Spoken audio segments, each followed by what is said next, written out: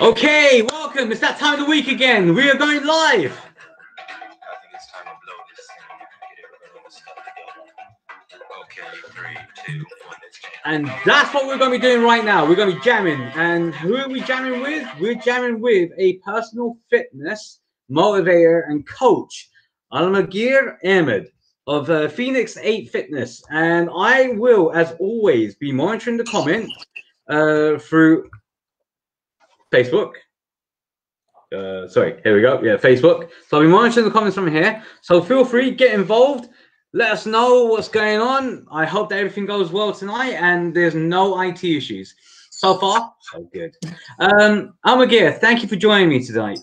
Thank you for having me, Hedy. Thank you so much. Happy New Year to you. I know it's a little bit late to say that now because we're almost at the end of January. But, you know, it's good to have you on here and thank you for being a part of this tonight. Thank you for having me. It's an honor to be here, and I was really, really happy that you thought of me. Thank you very much. Yeah, no worries. And I think it's actually quite good to have you here because the reason why is because a lot of people would normally have as a New Year's resolution. For the very first thing, I'm going to get fit and healthy. I'm going to join the gym. I'm going to make sure I do this. But lockdown, tier 4, especially in the south, where we are now in London, no such thing as gyms. I don't know what it's like in the north. I know in certain areas like Manchester and Birmingham, there's still issues with tiers.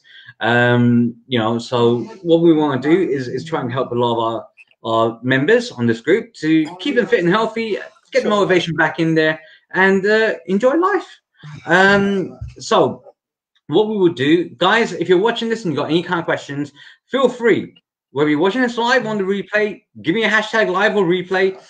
Give me a like, give me a comment, give me a question for Alamgir because he's here to help you guys. Exactly. Okay, so Alamgir, tell me more about yourself. You know, what made you get into physical fitness? What made me get into physical fitness? Two things. One was when I was in school, I was really, really bad at sports. I don't know if you remember, in athletics, you used to have like 5-star certificates. I don't know if your school ever did them. Yeah. Well, I used to be the guy who used to get the 1 stars. And then I'd end up getting, I think I did progress to 3 stars, but that was like on the final year when, I don't know, I just pushed myself and stuff, but I was really, really poor. I didn't make an effort. I was always the last person to be picked for football teams, for all sports and stuff like this. But I actually got into martial arts, and the martial arts helped me immensely, changed me. And the particular martial art I did, called Po Kun Kung Fu, was a Kung Fu style. We did a lot of exercise. And that level of exercise got me to push myself to achieve my goals. Because I thought if I do these exercises with the training, I'll get fitter, I'll get stronger, I'll go up the grades. So that motivated me. And then on top of that, it got to a point where my martial arts instructor said, why don't you, have you thought of setting up your own school? And, you know, you'd have all there, you'd have your own, way of controlling things. The money would be yours, etc., etc. And then I thought, how can I make this more credible? I could do that. Then I looked into certifications. So then I started doing I went for a level 2 fitness instructor qualification, which allows me to, once successfully completed, which I did do, allows me to train people in a gym, hold group classes, etc., and have a certain level of knowledge about health and fitness. After that, I did a few additional qualifications in boxercise, which is like boxing, but a bit more fun, a little less dangerous. You don't hit each other. A few other related things. And then I moved into doing personal training.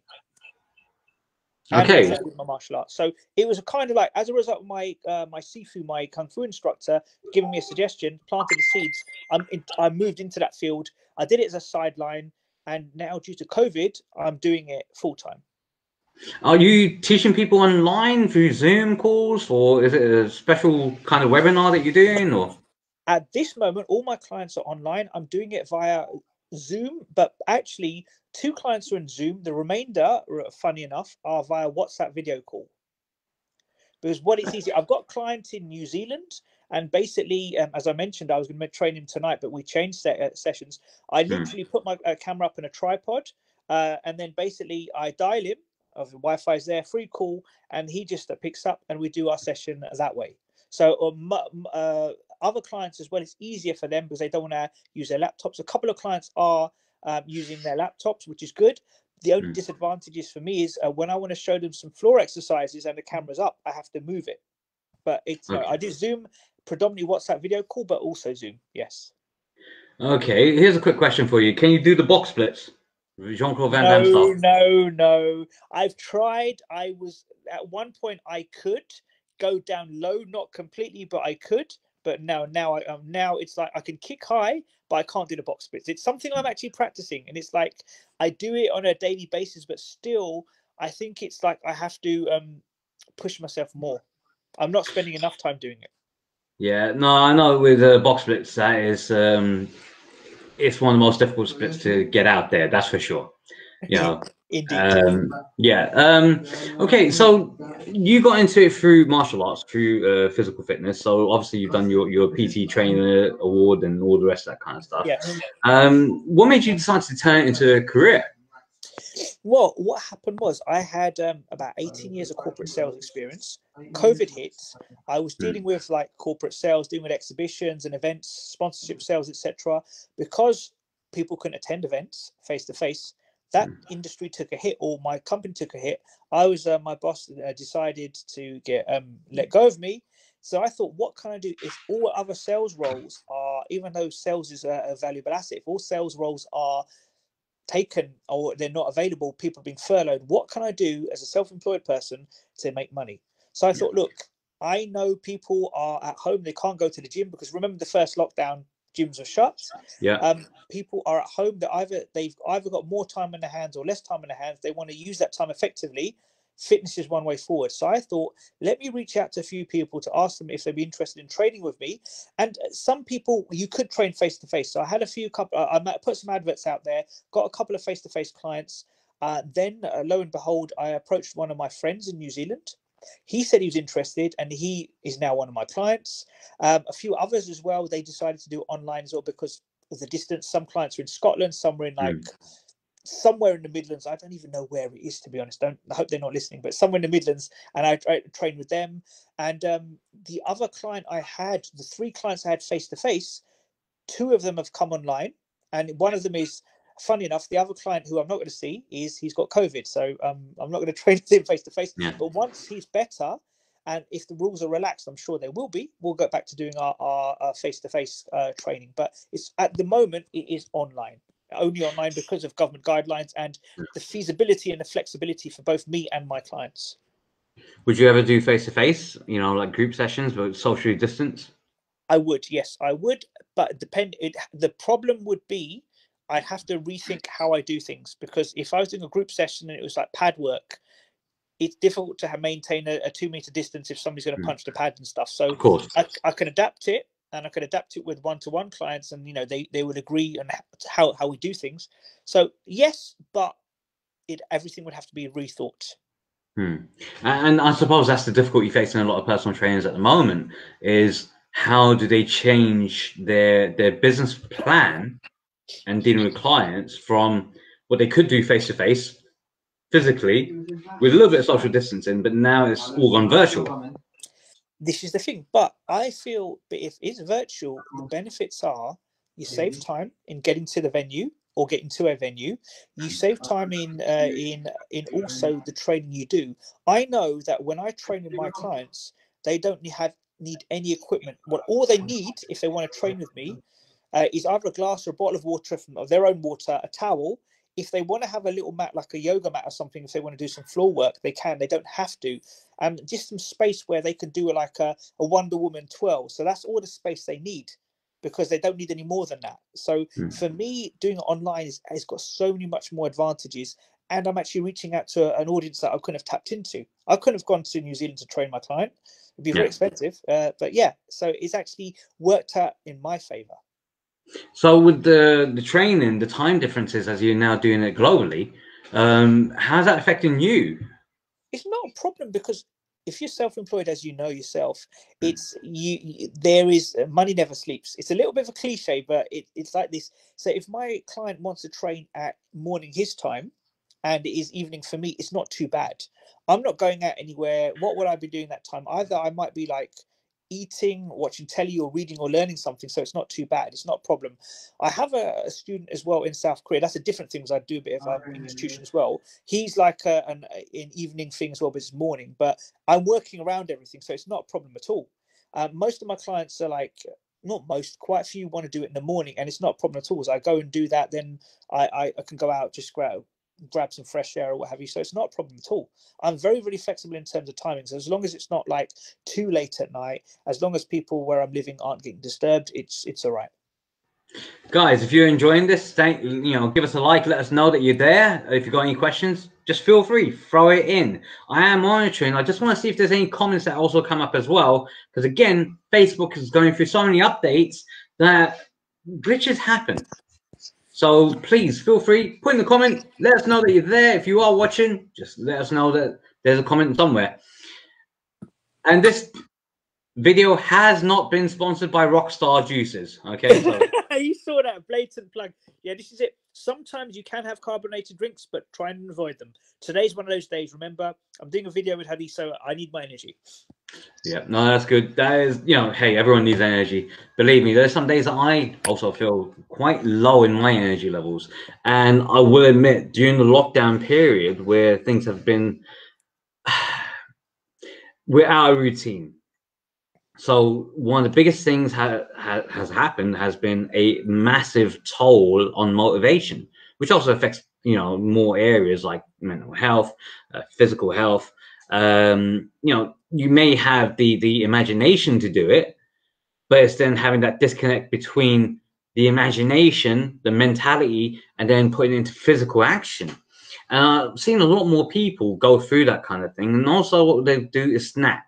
So they snack on little, I tend to snack more on fruits than crisps. But, if crisps are there or something unhealthy is there, I'll eat that as well. As more and more people are still furloughed or they're working from home, they're just not in that routine or that cycle. Any kind of tips that you can give to help motivate people to say, right, okay, come on, well, this is where you start? Well, what I can say is, in terms of this situation we're in will end. It is going to be very different. But in order to motivate you, if you're here, you've got time in your hands, use it to your advantage.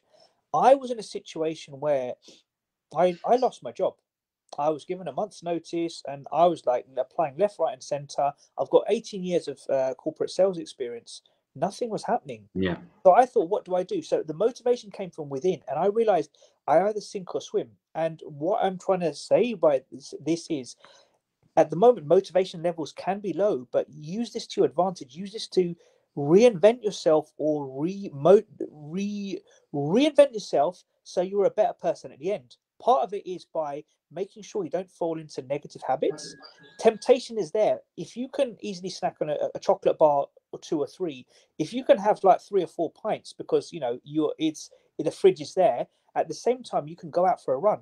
You can just stand up and do like 20 star jumps. You can do 3 or 4 press ups, or you can do 20 press ups, and then go and have maybe a celery stick, or maybe have 1 chocolate bar. It's not a problem. But keep yourself active, keep yourself thinking, keep yourself on your toes, because this opportunity is actually, it is a blessing. If we stay as we are, we may end up being complacent. If we've got more time on our hands, we may end up being complacent. But if we use this to our advantage, we could turn this into something which is really amazing. And the same goes with exercise. Don't think that if you're in a bad space that the only way to react is by eating or laying dormant or not doing anything. Is be proactive and eat something. Think about start a new project, not necessarily exercise. Start a new project. Start eating clean food, or start an exercise. Start a project like going to walk a little bit more than you do, and building upon that even. That's what I'd say. Well, yeah, again, the biggest problem is taking action, and it is that gap between mentality and physical action, the motivation side of things. And a lot of people do get demotivated. You may have best intentions on the planet, but until you actually do something, You know, you keep putting it off and off and off. So, you know, again, this was the same thing that Josh Wallace, last week, my guest last week was saying as well when it came to education. You know, it's down to the motivation side of things, but because you're doing things from home, you're outside of your kilter, you're outside of the normal cycle of things. Because, you know, if you're in a gym, you're surrounded by same kind of people. They're all motivated, so that translate into energy and enthusiasm. So you want to do the same kind of thing and push yourself just as hard. The same with school. You're in an environment where it's conducive to learning, so you know you want to be learning. But when you're at home, it's like what Nick Abbott from LBC was saying last week, I think Sunday, on his show, right? On his radio show, which is when you're at home, you're a lot more relaxed. That's why when people are working from home, you can kind of tell when they're on the telephone answering your call. It's not as urgent. They have a very slow, relaxed pace when they're talking, you know. And I think that's one of the biggest challenges right now. You know, it is the motivation. But moving away from that, you know, guys, throw in the question if you want to. You know, actually, feel free, throw something in. Yeah, throw something. Let me answer your questions. If you want to know more about me, my methodologies, any questions you have about general fitness or anything, just ask away. Ask away. I'm here for that.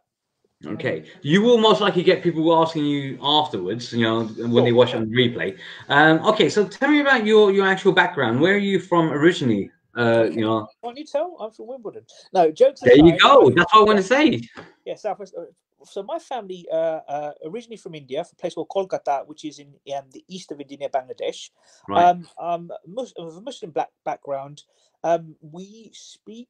I'm one of the rare people who can say they speak the national languages of India, Pakistan, and Bangladesh. So Right. I speak. My mother tongue is Urdu, which I'm sure you're familiar Yeah, with. But also in India, you speak Hindi, which is mutually intelligible, and also my father's mother tongue was Bengali. So I speak Bengali as well, but that's like kind of my third or fourth language, you could say. Yeah. So Indian Muslim. I even actually, funny enough, I had an Indian passport until 2004 because the Indian government wouldn't allow. I was born here though. They wouldn't allow the dual nationality. But so I decided to change later on when I decided, you know what, I don't have a visa to go to Europe and stuff, and I changed over. So basically, only child growing up in Wimbledon, southwest London. My mum had a typical arranged marriage. My mum came over from India, stayed over here. My dad was a civil servant. So Indian Muslim background, Urdu speaking. Grew up in a predominantly leafy suburb of Wimbledon. Yeah, that's my background basically. And that's funny that you mentioned all of that, because if anyone has eaten Indian food before, which everyone has, they will know that with Indian food, there's a lot of carbs, a little bit of oil. Sorry, not a little bit. It can be drowning in oil, especially Pakistani food. Yes. You know, a lot of spices as well. So I saw one of your photographs. Where it was a before and after. Before, your shape was round, dad bod. Then it was six-pack. Yes. So with the diet that we go through, you know, obviously rotis, chapatis, those kinds of things, naans. How did you, you know, with your sort of training regime? There's a lot of people that eat our kind of food, but don't get to that kind of level, even with a lot of the training that they do. So what did you do to burn off the fat? Okay. One thing I would always say is maintain a calorie deficit. Calorie deficit.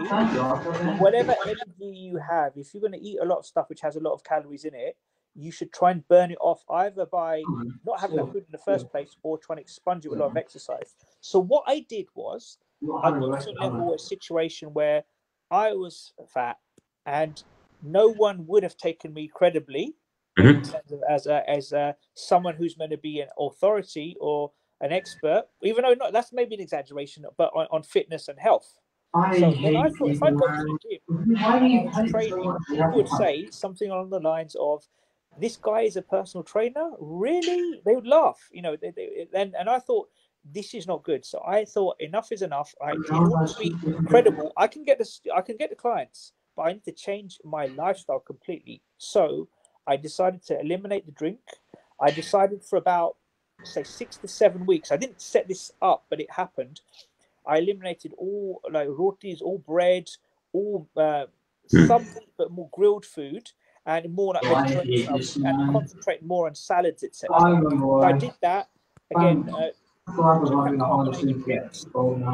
My only vice was like coffees in the morning and all that kind of stuff, and maybe twice a day. But and also ramped up my training at the gym. So instead of say doing something like 1 kilometer, I do 2.5 kilometers. I do a lot of like press ups, sit ups, splits, and all this kind of stuff. A little bit of bag work. Then when I'd go into the steam room afterwards, instead of just sitting there as a kind of luxury, I'd do a little bit of like, providing no one was there, I do like I lie on the bench and lift my legs up for about say like 6 inches off the ground for about maybe 100 to count to 150. Do things like this. That all helped. So it's a change of lifestyle, change of diet. Again, one of the most difficult things to do, especially with certain people and their backgrounds, that the diet, to change it from one to another, letting go of bread or naan or stuff like that is kind of difficult for most people because it's a staple part of their diet. Same with rice, Exactly. letting go of that or changing how the type of rice that you buy. Rather than having white rice, you can go for brown rice or wholemeal. Changing that kind of thing is also kind of it's how can I put this? It's a challenge, would be the best way of putting it. It's a challenge. If you start it and do it regularly for say 21 days or longer, it becomes a habit and it becomes easier. Then it's no longer a challenge. I think that's the big thing, is that people don't realize how long it takes to form a habit. That it can be quite quick in some people's minds, and in other people, they would feel it's quite a long period of time. But either way, once you start the journey, it becomes easier as time goes on. Literally within a couple of hours, it starts to become easier because your body gets used to it. One of the things I learned a long time ago when it was eliminating sugar from tea was that it took your taste buds 2 weeks to adapt. Yes, to having the taste of no sugar in tea, and your taste buds adapt to it, so therefore you can start consuming those kind of things, and have a generally better lifestyle. I'm not saying I don't have sugar. Coffee is too damn bitter. You need to have coffee, a little bit of sweetness there. Okay, right. So core thing is, in terms of, we've looked at motivation as one of the big things. We looked at photographs.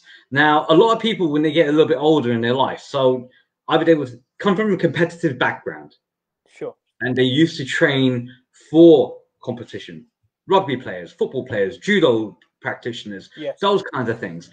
They get to a certain age now, so you're looking around maybe the ages of 35, 36, maybe even younger, and they're not trained for competition anymore. So they're not going to be as intense in their training, if they're training at all. What makes a person go through that? Rather than keeping a lifelong habit, they fall out of that habit. What makes them fall out of that habit? I think it's external factors. They used to it. It's still in the DNA, but life progresses. Something takes over that they don't feel the need for it. There's no need for any regular competitions, but they can always get back into it. They can not saying into intense competition level, but if they had a level of a good level of fitness in the past, they can go back to that level slowly over time. And I'm testimony to that as well, because obviously when I was big, round, dad bod, not even dad bod, it was a fat bod. Let's be honest, it was a fat bod I had, yeah, and it was down to the rubbish I was eating. The exercise was there, but then again, the calorie deficit wasn't there. And once I actually went back to how I was, pushed myself a little bit more to how I used to train, and obviously changed my diet, it worked. So same thing with people 35, 36 plus who may have played competitive rugby, competitive judo, or even boxing, or done something as an amateur, that life takes over. They have families, they move, jobs, actually, they realize they make more money in their profession, be it sales, insurance, or whatever it is they do.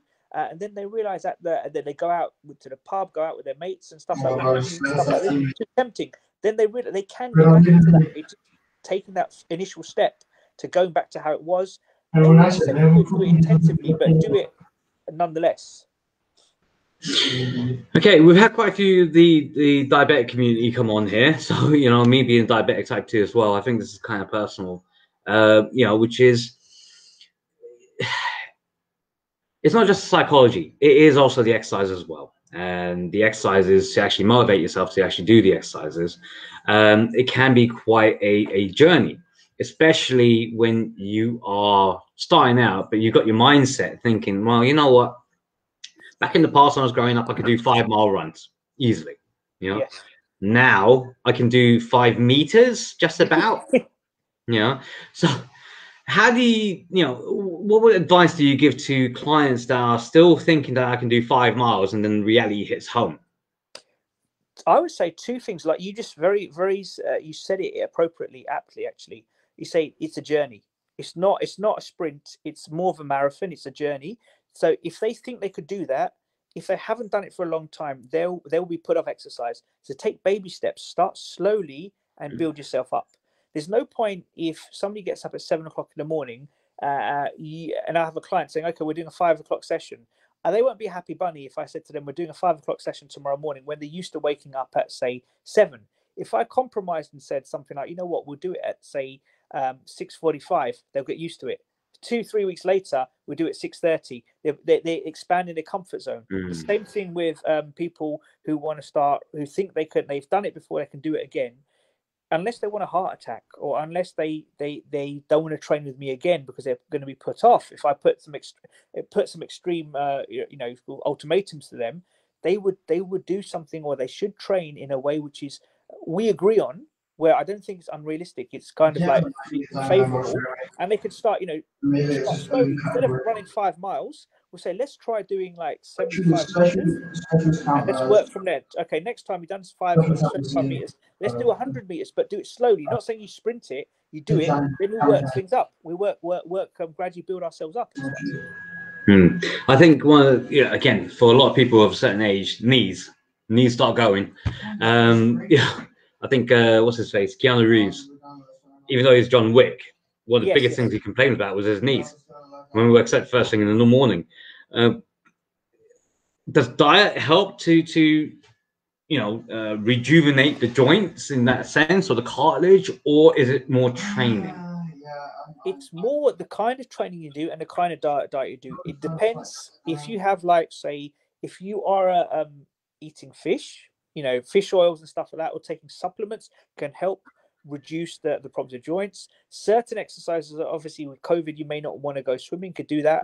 Yoga, certain stretching exercises can change, and you could strengthen the joints. At the same time, that if you've done, say, I spoke to a friend of mine the other day. He's done 7 marathons in Hong Kong, and he doesn't run anymore because his knees have played up now. Yeah. So it's a question of instead of going for like marathons, going for slow jogging, doing stuff like maybe sitting even if sitting in a jacuzzi, or sitting in, for example, doing a little bit of swimming, doing kicking, strengthening the legs, doing it that way, and then if needs be, going for a slow run, not a jog, but a slow run.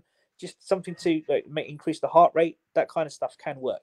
And more so, it is down to the diet, the right kind of foods.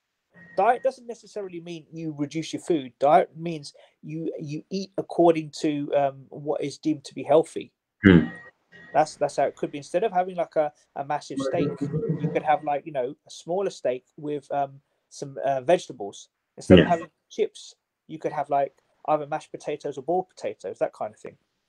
Yeah, I mean, jack potatoes are still a very good alternative to chips. There's no denying Exactly, it. that's it. Yeah, jack potatoes, alternative to chips, mashed potatoes as well. Yeah, exactly. You don't have to have chips, and obviously crisps. Avoid them as well. But yeah, you can do that. I think I also strongly believe that there's been a massive impact from the education system, that there's a lack of cooking skills, and I think that also plays a big factor within fitness. From the nutrition side of things, because people don't prep their meals.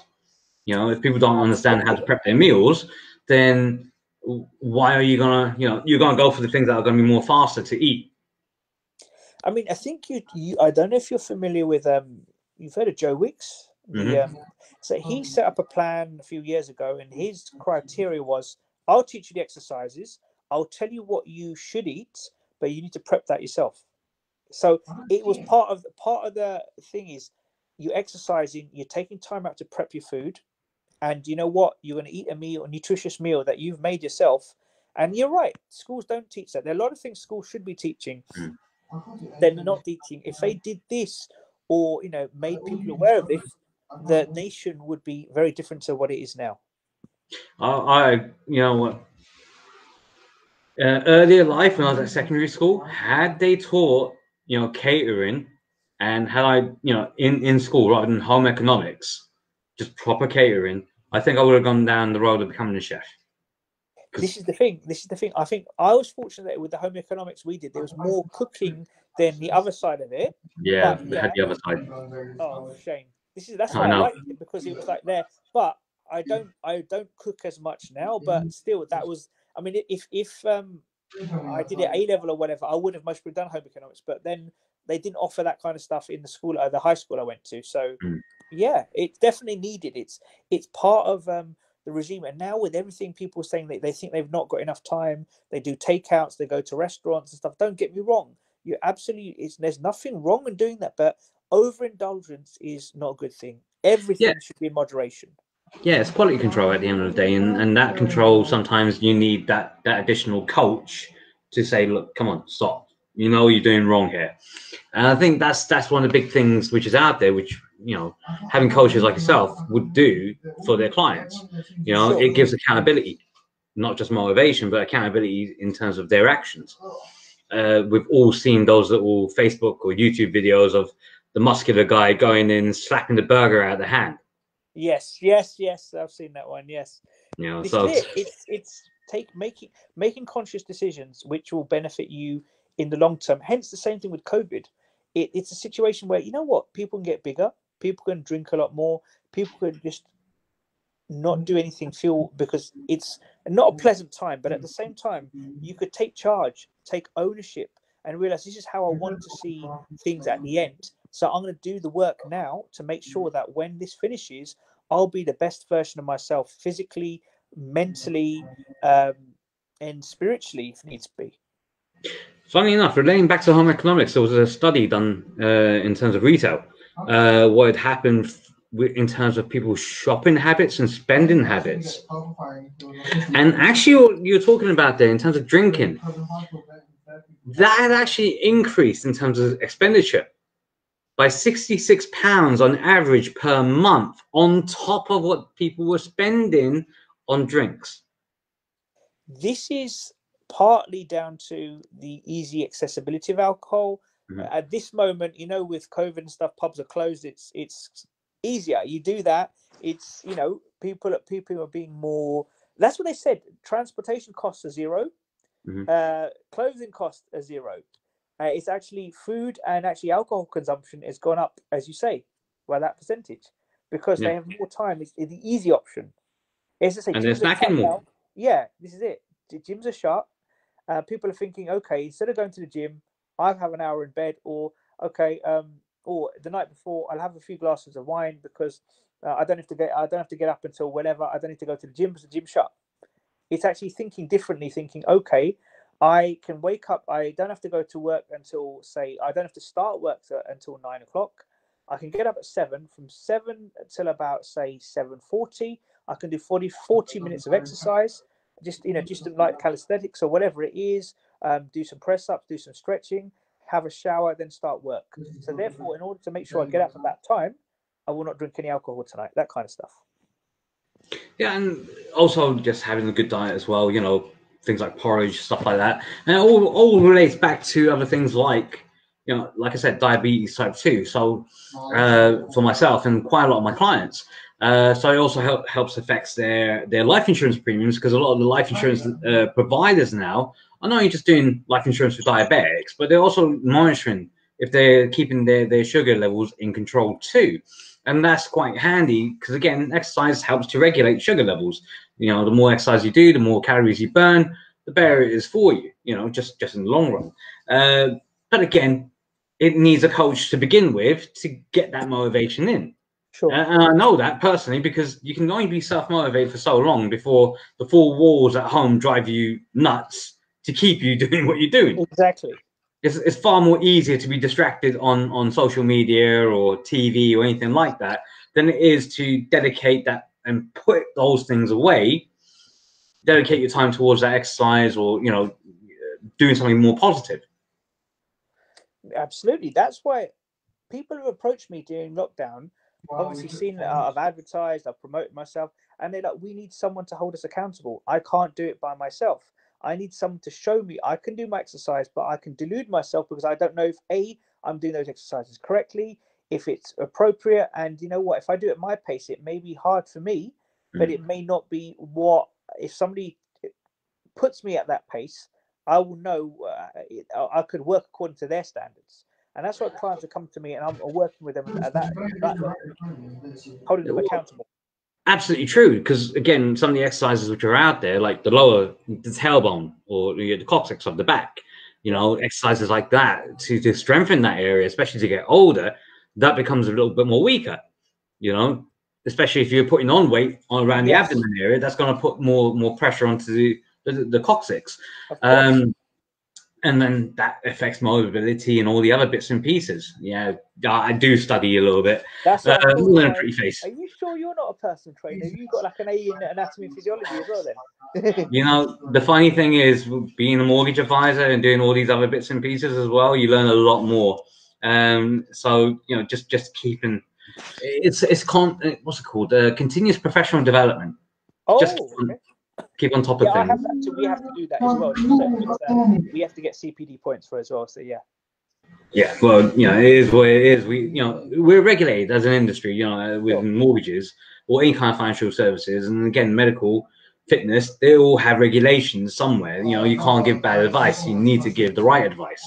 Exactly. So, you know, and every person's got a different body type. It's not going to be, you know, one exercise fits all.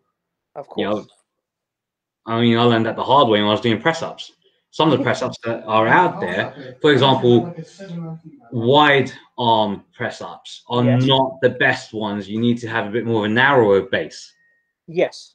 I teach some of my clients different types, and also in Kung Fu, we do press-ups in the back of our wrists, we do it on our fingers, but I teach some of my clients to just make a range of motion, short, close arm press-ups, normal press-ups, and wide arm press-ups, so they have an idea of like they can stretch different muscle groups as well. And also it's making them work as well, just generally, because if they're used to doing a certain number of press-ups in a certain way, I want to challenge them a little bit more. So, you know, short arm press-ups or small close arm press-ups or wide arm press-ups can work, but yeah, depending on the individual. Okay, so there's another thing we want to approach. Now we've got around 10 more minutes. So that's, you know, it is what it is. If we get more people coming on and asking questions, great, no problems. If you have a question while watching this on the replay and want to ask it, leave a comment in here. Alamgir will respond back to you. Of course. You know, it is what it is, and we want to make sure that everyone gets the benefit of his knowledge. And Alamgir will also leave behind his links to get in contact with him if you would like some personal training, if you'd like some one-to-one coaching or anything like that.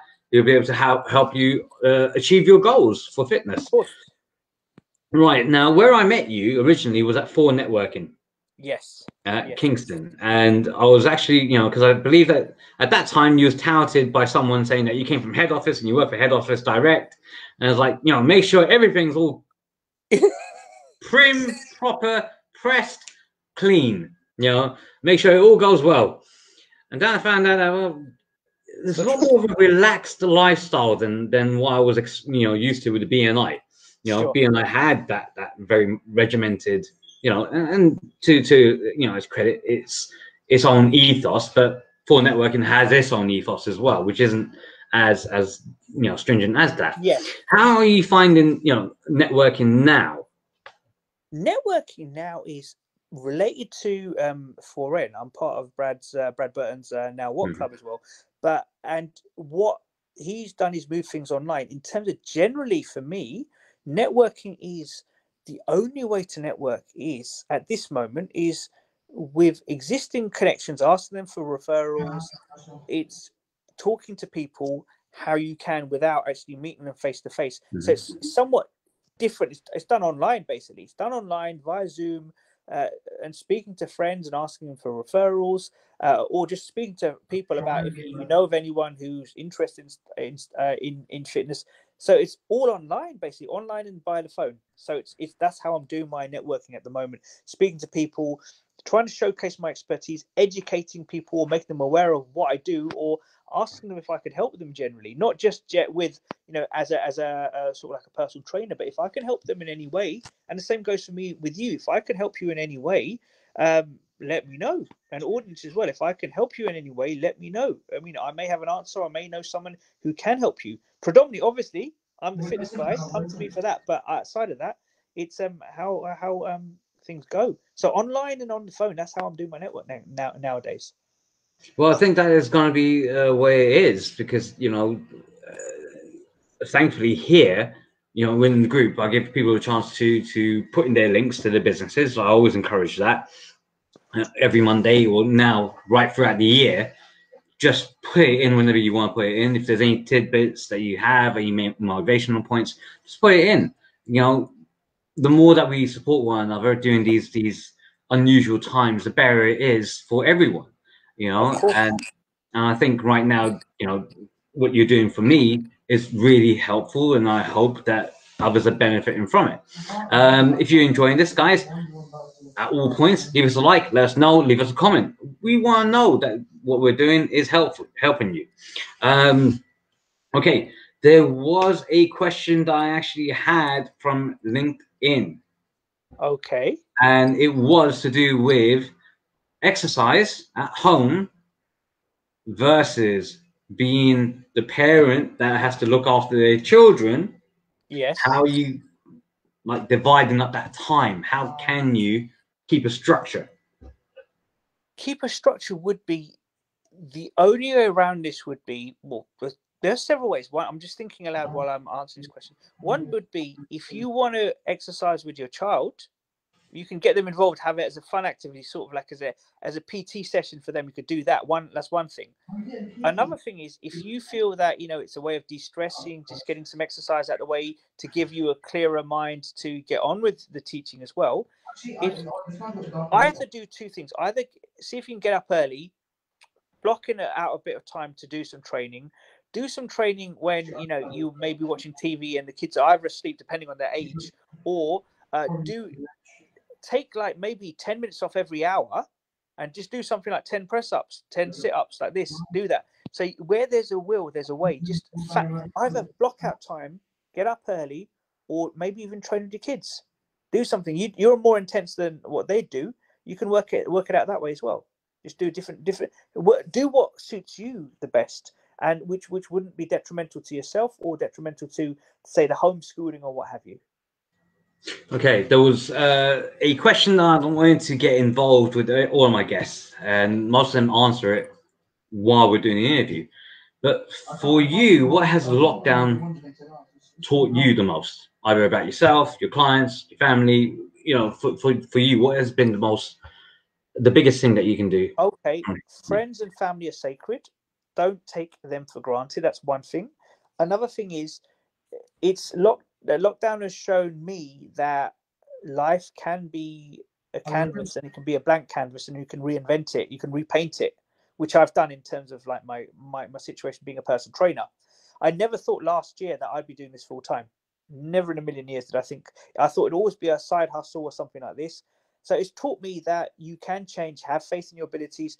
Don't let a situation affect you that it can overconsumes you, that you get upset and you don't do what you can. Do what you can and do it. Give it 100%. And you can change whatever you want to do. You can change yourself. So it's taught me that it's actually any crisis or any situation can be a positive opportunity. Brilliant. Alamgir, thank you so much for doing this. We're coming to the end. Yeah. So just to let everyone know, tomorrow I will be talking about life insurance for my Facebook Live, and it's going to be, fun enough, related to things like if you've got cancer or diabetes, you may have survived the heart attack. Can you still get life insurance? And what is the process behind it? Is it that scary? It isn't. But there is a process, definitely. And the way how life insurance companies are working now, it is a matter of the sooner you can get your application in, the better. But we will go through all of that tomorrow, and I'll answer any questions that you will have in regards to life insurance, especially for those who've got physical or health impairments. So in this time and age, I think this is something that we all should be addressing. I know life insurance, no one likes discussing that because it deals with death. But you know what? If you've got loved ones that you need to protect, if you've got a mortgage behind you, definitely is worthwhile looking into something like that. Even Robert Kiyosaki from Rich Dad Poor Dad recommends it. So that'll be from 7 o'clock tomorrow, guys. Make sure you guys tune in. If you have any more questions, or for Alamgir, please make sure you leave your link to your to people being able to contact you in the comment section afterwards. And yeah, guys, it's been a wonderful evening. Thank you, Alamgir, for all your help there, and just taking your time out and doing this for me. I really appreciate it. Means a lot to me. Thank you so much. Thanks for giving me this opportunity as well. Thank you. No problems. And on that note, guys, I'm gonna leave you to it. Have a wonderful evening. Take care, guys. Bye. Bye-bye.